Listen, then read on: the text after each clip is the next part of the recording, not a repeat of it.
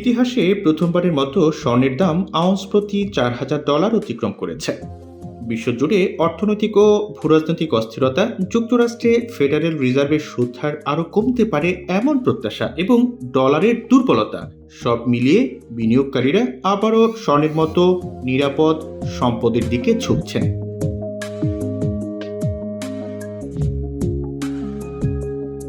মূলত ঐতিহ্যগতভাবে বিশ্বজুড়ে অস্থিতিশীল সময়ে স্বর্ণকে মূল্য সংরক্ষণের মাধ্যম হিসেবে দেখা হয়। এবছর এখন পর্যন্ত স্বর্ণের দাম বেড়েছে প্রায় 54%, 2024 সালে যা ছিল 27%। 2025 সালে সবচেয়ে ভালো কাজে আসা সম্পদের অন্যতম হলো এই স্বর্ণ, যা শেয়ার বাজার, বিটকয়েন এবং তেলের অগ্রগতিকেও ছাড়িয়ে যাচ্ছে।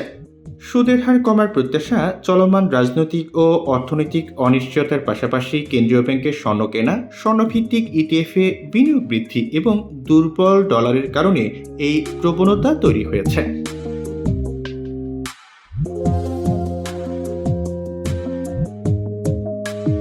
আন্তর্জাতিক গণমাধ্যমগুলোর খবরে বলা হচ্ছে যে যুক্তরাষ্ট্র সরকারের শাটডাউন বুধবার 8ম দিনে পড়েছে, ফলে গুরুত্বপূর্ণ অর্থনৈতিক তথ্য প্রকাশে দেরি হচ্ছে। এতে করে বিনিয়োগকারীদের বিকল্প সূত্রের উপর নির্ভর করতে হচ্ছে ফেডের পরবর্তী 25 বেসিস পয়েন্ট সুদ হার কমার সময় এবং সম্ভাবনা যাচাইয়ের জন্য।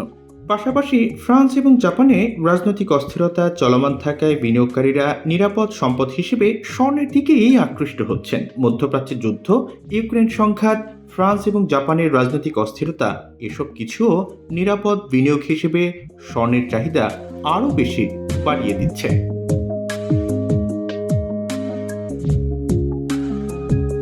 বলা হচ্ছে 5 বছরের মধ্যে প্রথম উন্নত দেশগুলোর স্বর্ণভিত্তিক ইটিএফে বিনিয়োগ বাড়াও এই উত্থানের অন্যতম কারণ বলে ডয়েচে ব্যাংকের বিশ্লেষকরা জানাচ্ছেন।